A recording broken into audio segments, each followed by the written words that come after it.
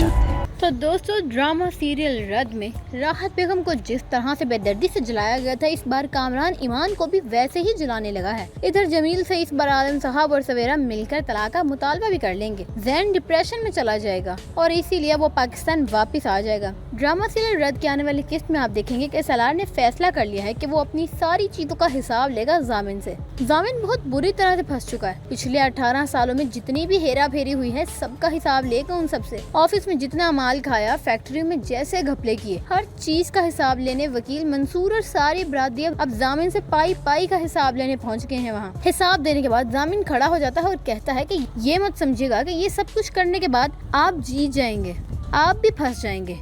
इतने सालों से कहाँ थे, अब अचानक याद आ गया आपको? आप भी तो दूसरों का हक खा रहे थे। इधर जामिन मुंह लटकाता घर आएगा और उससे शहला एक नई खबर सुना देगी कि तुम्हारे शहजादे ने एक नया चंद चढ़ा दिया, जर्मनी में किसी अपनी कोलीग से शादी करके आ गया। जामिन ये सुनकर हक्का बक्का रह जाएगा। कहता है कि एक तो खोता था ही मेरा बेटा, दूसरे ने भी यही किया। सोचा नहीं था मैंने, मेरी तो सारी ख्वाहिशात पे पानी फेर दिया। इधर समन और सलार दोनों साथ में बहुत खुशगवार टाइम गुजारते हैं, ऑनलाइन शॉपिंग करते हैं, साथ में चाय पीते हैं और बिजनेस से रिलेटेड भी काफी बातें करते हैं। समर अपना खानदानी होने का पूरा सबूत देती है। सलार अपना सारा फोकस अब अपने बिजनेस में लगा के बैठा हुआ है, बहुत मेहनत कर रहा है, अपनी माँ के बिजनेस को समझ रहा है और उसे मजीद बढ़ाने की पूरी कोशिश कर रहा है। अब सलार घर आता है तो उसका सामना कामरान से हो जाता है। सलार तो नजर फेरते हुए उसके पास से गुजर जाता है। कामरान से ये चीज भी हरगिज बर्दाश्त नहीं होती कि वो बंदा जो पाई पाई का मोहताज था, आज हर चीज का ऑनर बना फिर रहा है। इसीलिए अब वो सलार की कमजोरी को निशाना बनाएगा, जैसे कि ईमान। जैसे सलार की माँ राहत बेगम को जामिन और शहला ने बुरी तरह से मिलकर जलाया था, वैसे ही ईमान को जलाने जा रहा है अब कामरान। कामरान ने पूरी प्लानिंग कर ली है। अगले दिन जब सलार ऑफिस के लिए तैयार होता है तो टाई बांधने लगता है।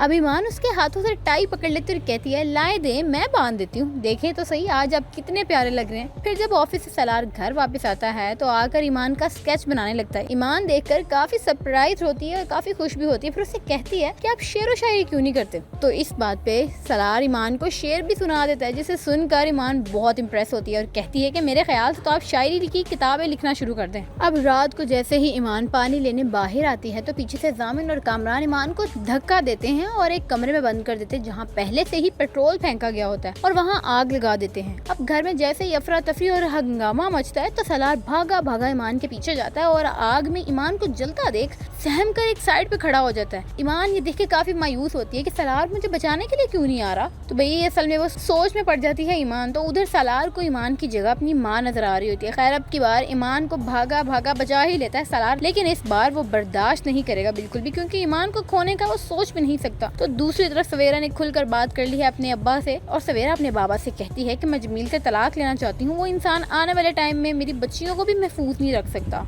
आलम साहब कहते हैं कि बेटा जैसी तुम्हारी मर्जी, जिसमें तुम्हारी खुशी, मैं बस वो चाहता हूँ। तो जनाब आने वाली एपिसोड बहुत ही ज्यादा मजेदार होने वाली है। वीडियो तो आपको बहुत अच्छी लगी होगी तो लाइक और शेयर भी करते जाएं और चैनल को सब्सक्राइब कर लें। Stay tuned with gossip shorts.